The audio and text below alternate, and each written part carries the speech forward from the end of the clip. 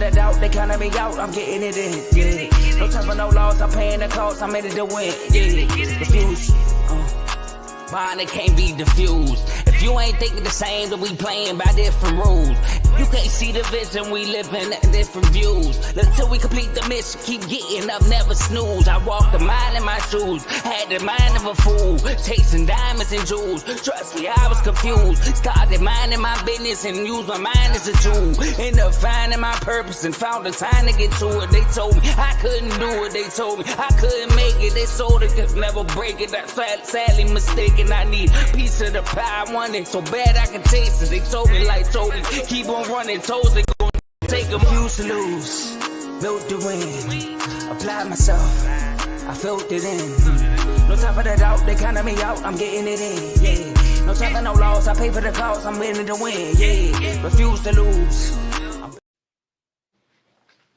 What's up, everybody? Welcome back to another episode of BWT. I'm your host, Teddy, and today we will be recapping Game 2 in the American League and National League Wildcard Series, Game 3 in one of the series, and then Games 1 and 2 of the Divisional Series in the American League and the National League. Before we get started, I want to make sure that you guys are liking this video, subscribing to the channel so you do not miss any of the content that I will be making throughout the postseason. Follow me on IG for any of my reels right there at That Kid Mercado. And also make sure you are showing the rest of the Refuse to Lose community some love, subscribing to their channels as well. We've got all the sports covered. We got CTC, Carl Tubman College. It goes over college football and college basketball. We got RBO, Real Ballers Only with Vaughn, NBA show. We got In the Red Corner with Ty, Ricky, and Tomo. That is a boxing show. We got Dave's Doghouse. He gives you the highlights and the lowlights of the week. He goes live every Wednesday, giving you good performances, bad performances in the sports world. You just don't have to be a player. It can be a coach. It can be an interpreter. It can be whoever you are in the sports world. If you do something crazy that he thinks that you should be in the doghouse for, then you're going to be there. Also, we have Kings Talk with Joe Jordan, Sacramento Kings fan, gives you all the latest news on the Sacramento Kings.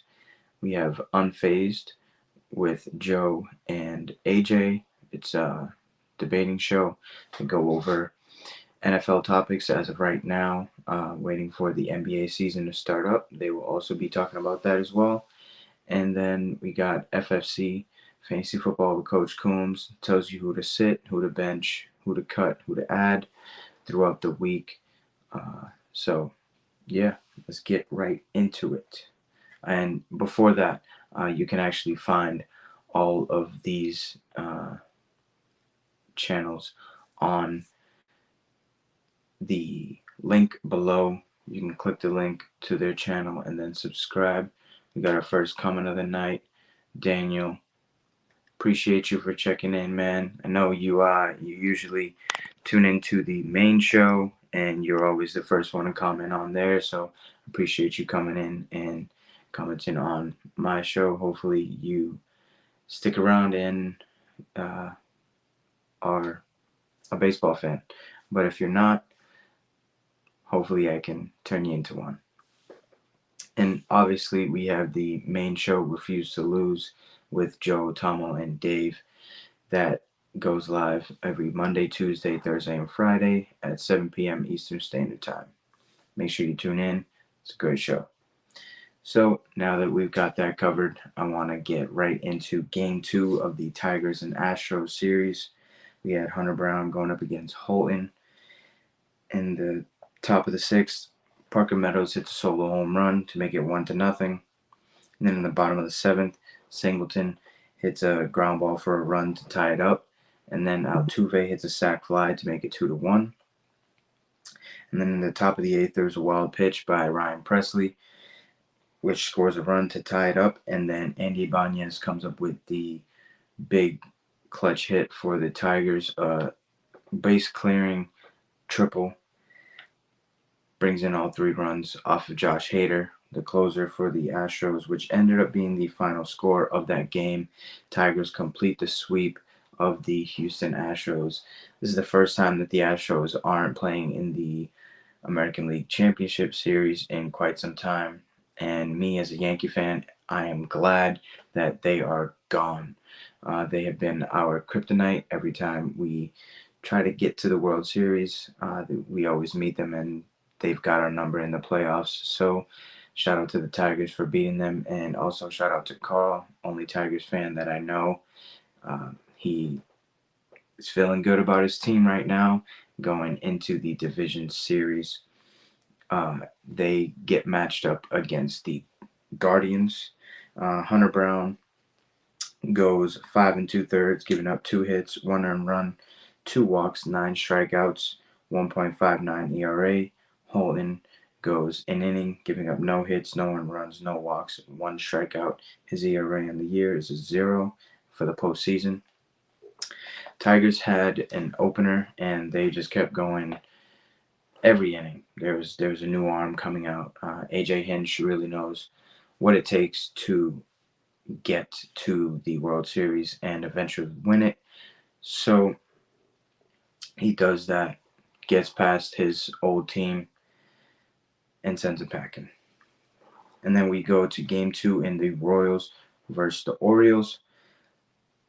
We had Zach Eflin going up against Seth Lugo. In the top of the first, Vinny Pasquantino hits an RBI single to make it 1-0.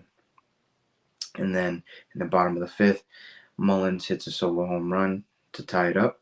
And then in the top of the 6th, Bobby Witt Jr. hits an RBI single to make it 2-1. And that ended up being the final score. Orioles get swept for the second year in a row. I just don't get it, right? I just don't get it. They do what they do in the regular season, and you can't say, "Oh, it's the experience. It's the experience." This was the same team that they had last year, and they are going home in the first round again. So they need to step it up. Eflin goes 4 innings, giving up 4 hits, 1 earned run, 1 walk, 3 strikeouts, 2.25 ERA in the postseason. Seth Lugo goes 4.1, giving up 5 hits, 1 earned run, no walks, 6 strikeouts. His ERA in the postseason is 2.08. And the winning pitcher was Zerpa. He's 1-0 in the postseason with a 0 ERA. Losing pitcher was Perez. He goes 0-1 with a 27 ERA. And Ursig gets his second save of the postseason. ERA is at 0. Royals match up with the Yankees. Then we go to the Mets and Brewers, Game 2. We had Sean Manaea going up against Frankie Montas. In the top of the first, Brandon Nimmo hits an RBI single to go up 1-0. And then Jackson Chourio leads the game off for the Brewers with a solo home run to tie it up at 1. In the top of the second, Alvarez hits an RBI single to go up 2-1. And then Francisco Lindor hits a sac fly to make it 3-1. In the bottom of the 5th, Perkins hits a sac fly to make it 3-2. And then in the bottom of the 8th, Brewers come back with some magic. Simple as that. Jackson Chourio connects for his second home run of the game to tie it up at 3. And then Mitchell hits a 2-run home run to make it 5-3, which ended up being the final score. Manaea goes 5 innings, giving up 6 hits, 2 earned runs, 4 strikeouts, no walks, 3.6 ERA on the postseason. Montes goes 3 2/3, giving up 6 hits, 1 earned run, 1 walk, 3 strikeouts, and a 2.45 ERA in the postseason. Mets could not get the job done, and the Brewers force a Game 3. we go to the Braves and the Padres. We got Max Fried going up against Justin Musgrove. In the top of the first, Ozuna hits a sac fly to go up 1-0. Then in the bottom of the second, Kyle Higashioka hits a solo home run to go up to tie the game at 1. Manny Machado hits a 2 RBI double to make it 3-1, and then Merrill clears the bases with a 2 RBI triple to go up 5-1. Then in the top of the fifth, Jorge Soler hits an absolute bomb to go up to make the score 5-2, her solo home run. Then in the top of the eighth, Michael Harris hits a 2-run home run to make it 5-4, which ended up being the final score. Padres were able to sweep the Braves just like I had predicted, and they match up with the Dodgers in the divisional series. Fried gets the loss, going 2 innings, giving up 8 hits, 5 earned runs, no walks, 2 strikeouts. His ERA in the postseason was 22.5. Musgrove, he goes 3 2/3, giving up a hit, 1 earned run, no walks, 4 strikeouts, 2.45 ERA in the postseason. Both of these pitchers exited the game early. Musgrove, he threw a curveball, and then he didn't look the same. He ended up tearing his UCL, so now he'll need Tommy John. And Max Fried got hit by a line drive off of, I think it was Tatis. Yeah, Tatis hit a line drive right back to him, hit him in the back. He wasn't able to come back into the game. After that, the winning pitcher was Hoeing, going 1-0 and 6.75 ERA on the year. And Suarez gets his first save of the postseason. His ERA is 0. And for a chance to meet the Phillies, we've got a deciding Game 3. Mets versus the Brewers. We had Myers, who's a rookie, going up against Quintana, who is an all-time vet. And this was a pitching duel until the bottom of the 7th, where Jake Bauers hits a solo home run to go up 1-0. And then Frelick hits a solo home run to go up 2-0. It was actually a back-to-back home run job by the Brewers. And then in the top of the 9th, Pete Alonso hits a 3-run home run to go up 3-2. And then Starling Marte was able to get an insurance run, making it 4-2 on an RBI single. Diaz gets the win, going 1-0 on the postseason and a 0.0 ERA. And Devin Williams gets the loss. He is 0-1 on the postseason and a 21.6 ERA. Peterson gets the save, his first one of the postseason, 0.0 ERA on the postseason. Myers goes 5 innings, giving up 2 hits, no earned runs, no walks, 5 strikeouts, and a 0.0 ERA. Quintana goes 6 innings, giving up 4 hits, no earned runs, 1 walk, 5 strikeouts, and a 0.0 ERA in the postseason. That series is done in dramatic fashion. Mets have been playing incredible in the last inning of these very important playoff games. We got Healing the Mental, member for 14 months. Shout out to you. He says BWT with the baseball emoji. Appreciate you for tuning in, my guy. And we have the divisional series. We've got the Tigers versus the Guardians, Mets versus the Phillies, Yankees versus the Royals, and the Padres versus the Dodgers. Only one of these series are not within the division, and that's the Yankees versus the Royals. We go into game 1 of the Tigers versus the Guardians series. We got Holton going up against Bybee. In the bottom of the first, Jose Ramirez reaches on a fielder's choice, which should have been a hit, but the score didn't judge it as one. They go up 1-0. Josh Naylor hits an RBI single to go up 2-0. And then Lane Thomas, the very first pitch that he sees, he was able to connect for a 3-run home run to make it 5-0. Big first inning for the Guardians. And then in the bottom of the sixth, David Fry hits a 2 RBI double to make it 7-0, which ended up being the final score of that game. Holton could not record an out. He goes no innings, giving up 2 hits, 3 earned runs, 1 walk, no strikeouts, 20.25 ERA on the season, on the postseason, and he goes to 0-1 in the playoffs. Bivey goes 4 2/3, giving up 4 hits, no earned runs, 1 walk, 6 strikeouts, 0.0 ERA. And Smith was able to get the win, going 1-0 in the postseason, 0.0 ERA. We go to game one of the Mets and the Phillies. We had Kodai Senga going up against Zach Wheeler. Schwarber doing what Schwarber does, connects for a solo home run to lead off the game for the Phillies to go up 1-0. And then in the top of the eighth is when the wheels fell off for the Phillies. Vientos hits an RBI single to tie it up at 1. Brandon Nimmo hits an RBI single to go up 2-1. Pete Alonso hits a sac fly to go up 3-1.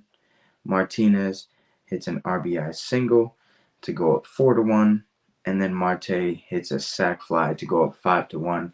Mets put up 5 in the eighth after the Phillies pulled starter Zach Wheeler. In the top of the ninth, Brandon Nimmo gets an insurance run with an RBI single to go up 6-1. And then in the bottom of the ninth, the Phillies were able to get a run back with an RBI double from Cody Clemens to make the score 6-2, which ended up being the final score. Garrett got the win. He's 1-0 on the postseason with a 0.0 ERA. And Hoffman gets the loss, 0-1. There was no ERA, so I just put an infinity sign, which is really bad. Kodai Senga goes 2 innings, giving up a hit, 1 earned run, 1 walk, 3 strikeouts, 4.5 ERA on the postseason. Very impressive how he was able to even start this game or hold the Phillies lineup to just that 1 run. He only had 1 start in the regular season after dealing with injuries early on in the season. And then, of course, he got hurt in that game trying to field a ground ball. So it was good for him to get out there and get his feet wet. Zach Wheeler with the ultimate revenge game. Too bad that the Phillies offense just couldn't help him out. He used to play for the Mets, and he was dealing with an injury, and the Mets made him pay for playoff tickets while he was on the team, which is outrageous. It's just outrageous. You should not have to pay for tickets if you're on the team. Granted, if you're hurt or not. Like, that's just insane to me. So he went 7 innings, 1 hit, no earned runs, 4 walks, and 9 strikeouts. His ERA in the postseason is 0.0. Guardians and the Mets take game 1, going up 1-0 in the series. We go to the Yankees and the Royals. We had Michael Wacha going up against Garrett Cole. Tommy Pham hits a sac fly in the top of the second to go up 1-0. And then in the bottom of the third, Gleyber Torres hits a 2-run home run to make it 2-1. Then in the top of the fourth, MJ Melendez hits a 2-run home run to make it 3-2. And in the bottom of the fifth, Wells walks with the bases loaded to tie it up at 3. And then Volpe also walks with the bases loaded to go up 4-3. And then in the top of the sixth, Hampson comes up with a 2-run single to go up 5-4. And then in the bottom of the sixth, Austin Wells hits an RBI single to tie it up at 5. And then in the bottom of the seventh, Alex Verdugo hits an RBI single to go up 6-5, which ended up being the game-winning run. Yankees win game 1. Winning pitcher was Clay Holmes, goes 1-0 on the postseason, 0.0 ERA. Michael Lorenzen gets the loss. He's 0-1 on the postseason with a 6.75 ERA, and Luke Weaver doing Luke Weaver things. Goes out there, gets the save, going 1 2/3, just mowing these hitters down, and gets his first save of the postseason. Walker went 4 innings, giving up 4 hits, 3 earned runs, 3 walks, 3 strikeouts, 6.75 ERA. Garrett Cole goes 5 innings, giving up 7 hits, 3 earned runs, 2 walks, 4 strikeouts. His ERA is a 5.40 in the postseason. His stuff just wasn't there. Everything was in the middle of the plate. That's why the Royals were able to score some runs and get so many hits in 5 innings. Definitely wasn't the start that I was hoping for my ace, but nonetheless, Yankees get the job done. They win 1-0 in a game where there were 1, 2, 3, 4, 5 league changes, the most in a postseason game. So we go on to game 1 of the Padres and the Dodgers. This to me is one of the best matchups in this round, just because there's so much.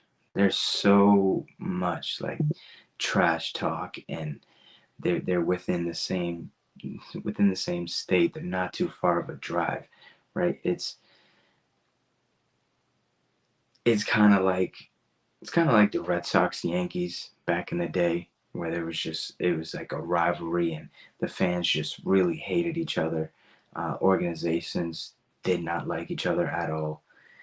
So this, to me, if you're going to watch one series of the divisional series, tune into the Padres and the Dodgers. We had Dylan Cease going up against Yamamoto.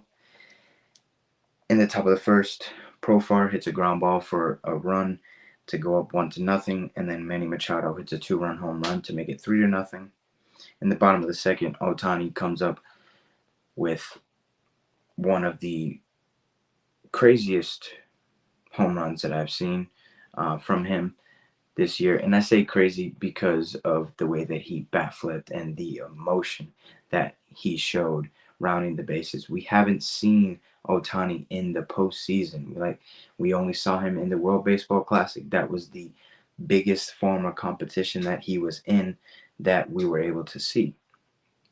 And now seeing him in the postseason for the first time, for him to come up with a 3-run bomb for his team to tie up the game, just showing raw emotion the way that he did, it was great. It really was for baseball. And then in the top of the third, Xander Bogaerts hits a 2 RBI double to go up 5-3. In the bottom of the fourth, a wild pitch scores a run to make it 5-4.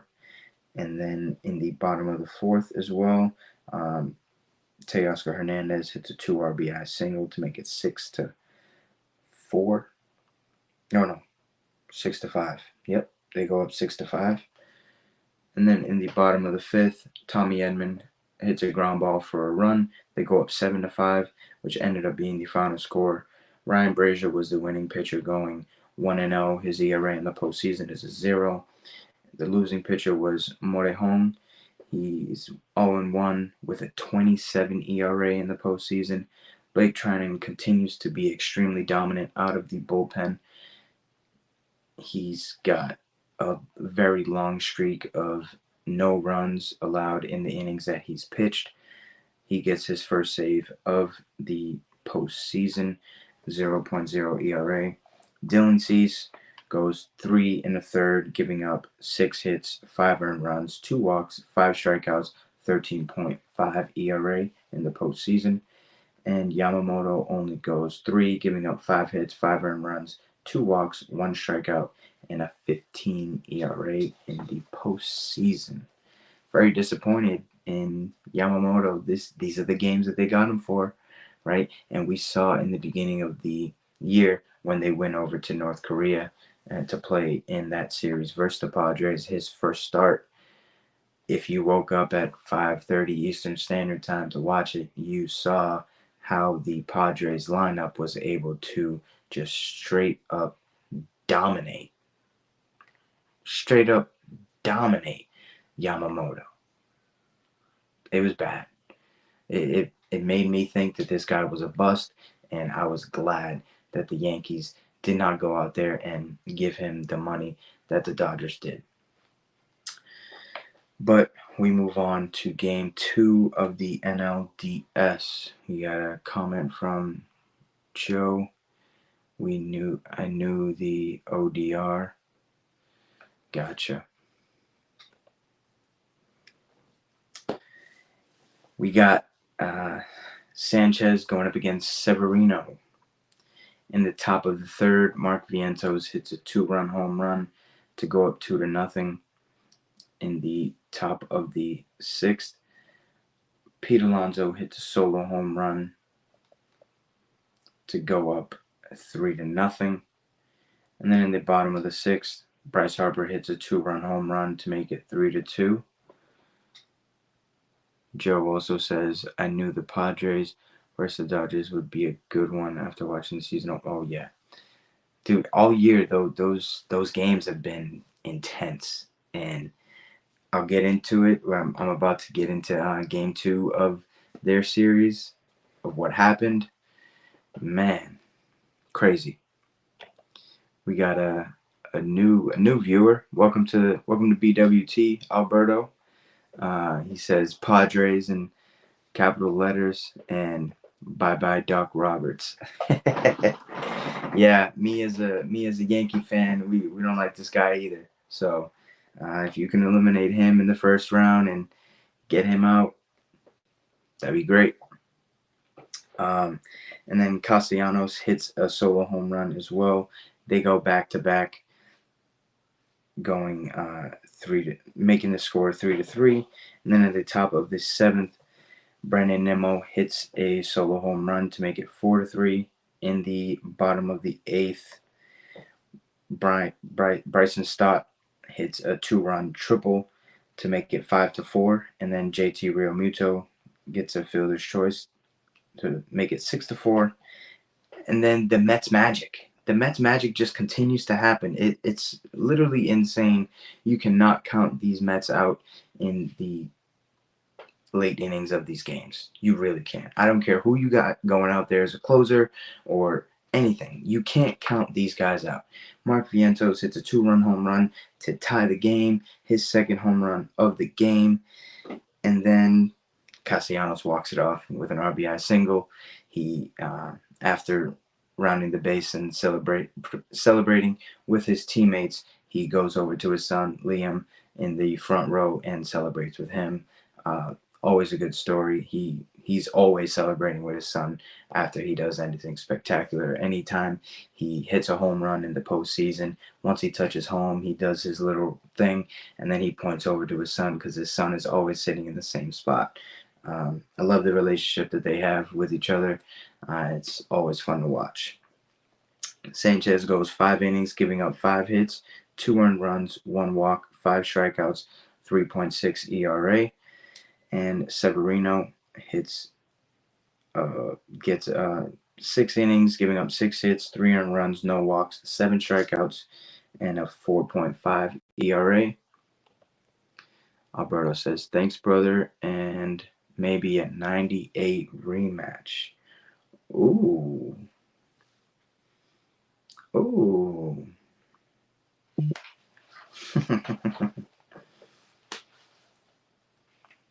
I can dig it.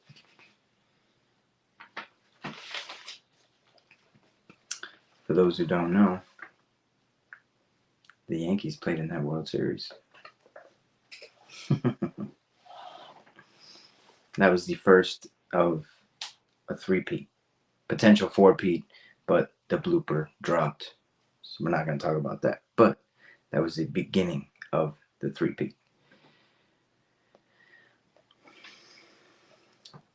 Game 2, Padres versus Dodgers. Yu Darvish going up against Jack Flaherty. In the top of the first, Fernando Tatis, solo home run, go up 1-0. Top of the second, Peralta hits a 2-run home run to make it 3-0. And then in the bottom of the second, Gavin Lux hits a sac fly to make it 3-1. Top of the sixth, Jackson Merrill hits an RBI single to go up 4-1. And this is when it started getting chippy. It actually started getting chippy in the first inning, but I really didn't think it was that big of a deal.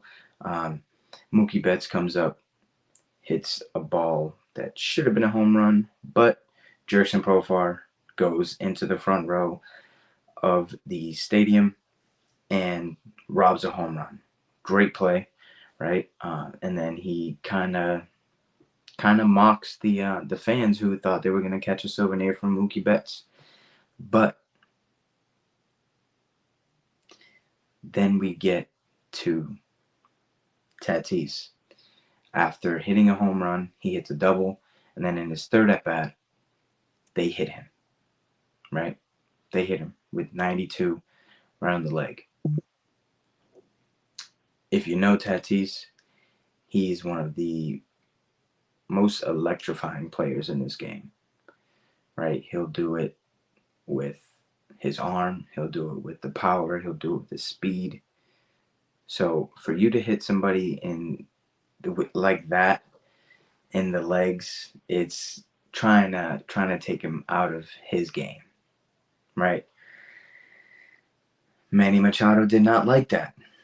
When he was on deck, he was letting it be known, right? He goes up to the plate. Jack Flaherty strikes him out with a 96-mile-per-hour fastball that Manny Machado just swings by. And he tells him to go take a seat. And not in those words. I cannot say those words because this is a family show.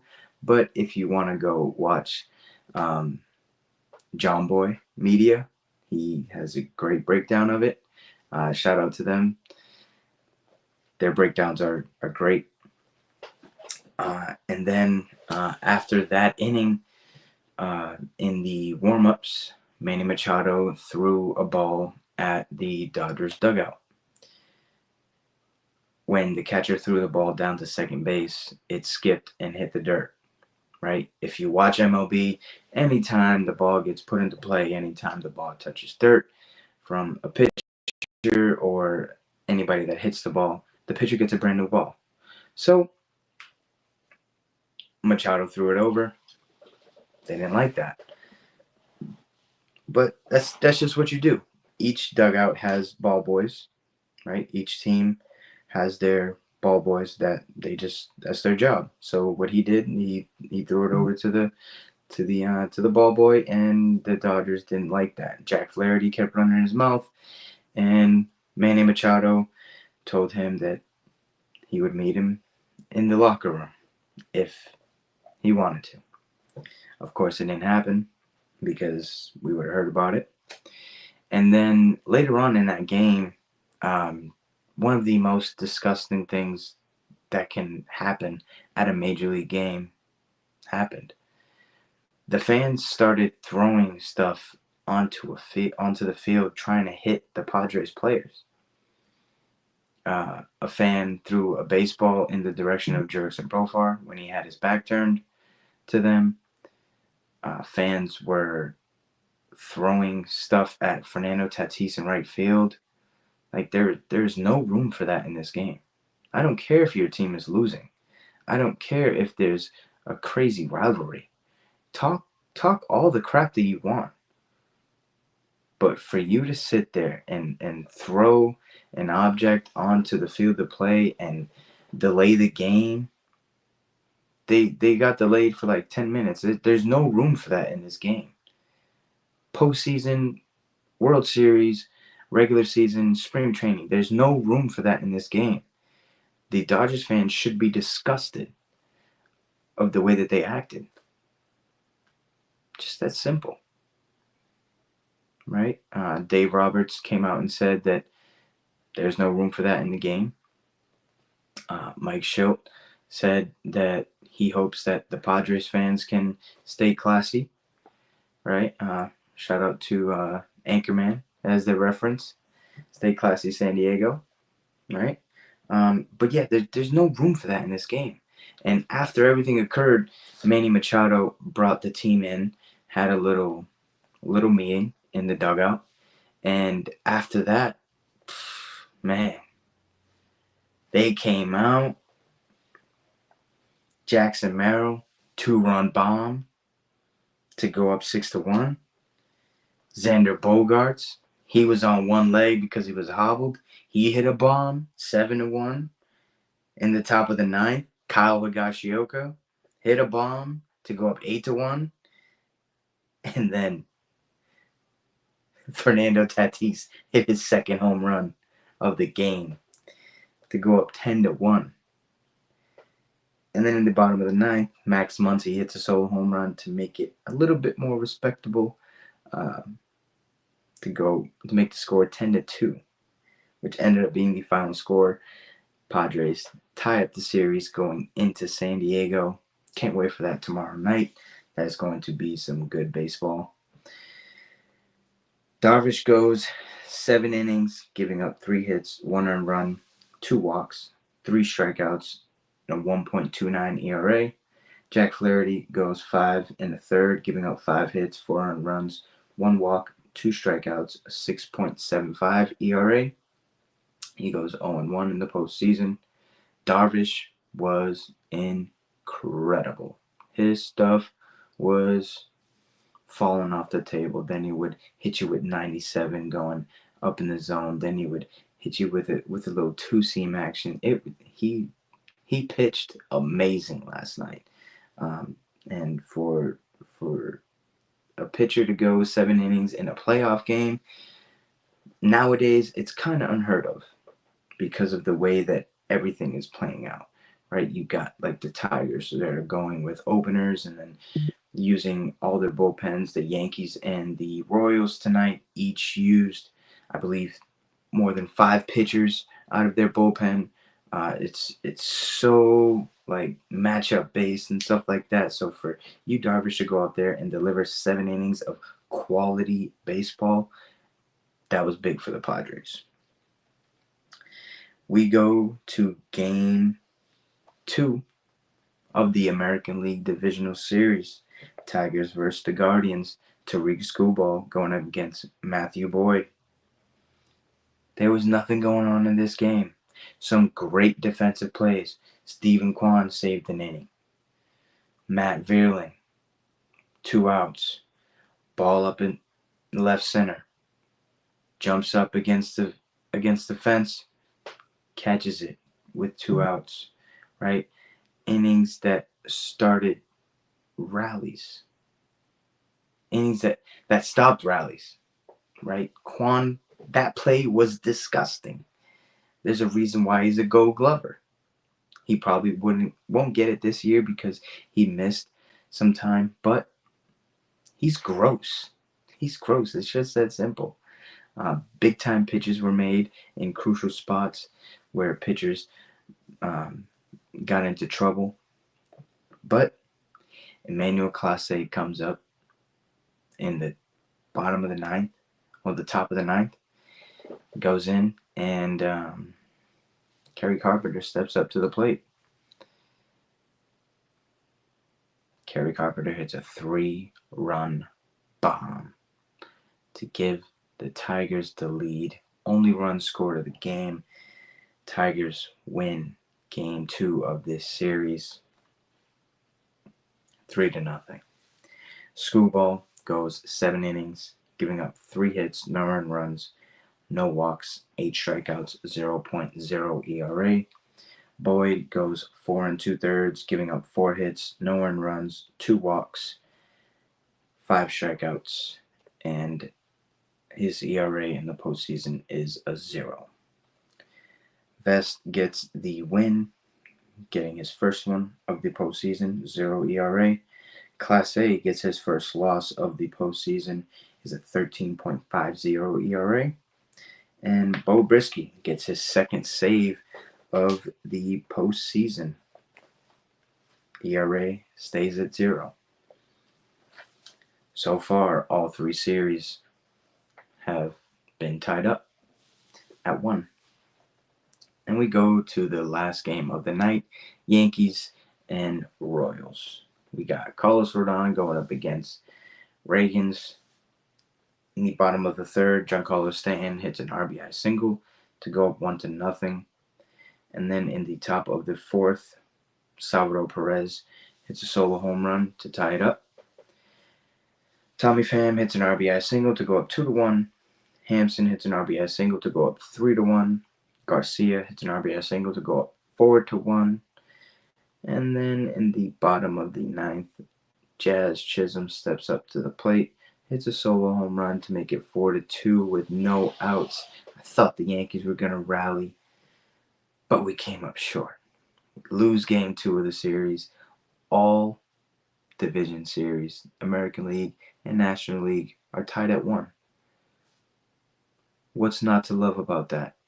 We've got a 3-game set for each one of these series from here on out. Can't wait. It's going to be some great baseball. Make sure you tune in. Zerpa gets the win, going 2-0 in the postseason, 4.5 ERA. Rodon goes 3 2/3, giving up 7 hits, 4 earned runs, no walks, 7 strikeouts, 9.82 ERA in the postseason. He came out and he was balling. He struck out 5 guys in the first 2 innings. He got a little too crazy, showing, I wouldn't say too much emotion because it's the playoffs. It's his first time in the playoffs wearing the pinstripes. You got to be able to show emotion, right? I don't care about anybody saying, "Oh, he blew his stamina celebrating." Come on, what does that even mean?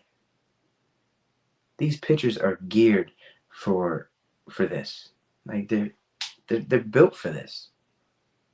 Like for you to say in the first inning after he struck out the side when he was yelling and screaming that he blew his energy. Stop it. Let the dude show some damn emotion. I'm getting tired of people who haven't played the game and haven't been in that type of atmosphere to have an opinion on that. It's really getting annoying. I've been seeing it all over social media after the game before I hopped on here, and you gotta stop it. You really do.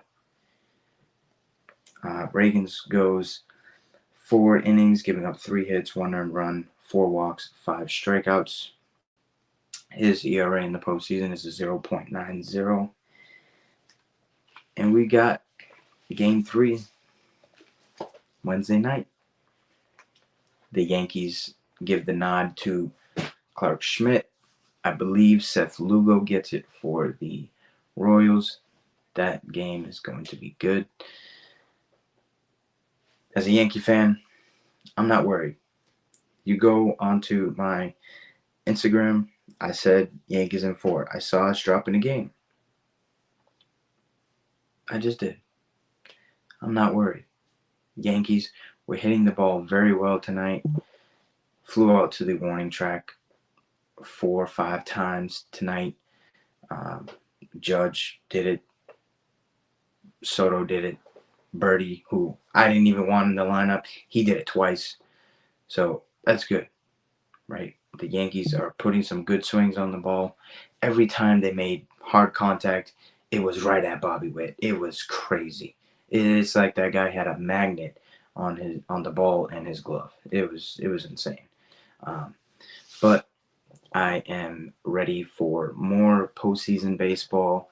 I will be back in a couple days to recap the game 3 of the American League and the National League. I hope you guys are here with me to go over that. Remember to like and subscribe so you do not miss any more content that I will be putting out this postseason. It's been a great postseason so far. Can't wait for the rest. Until next time.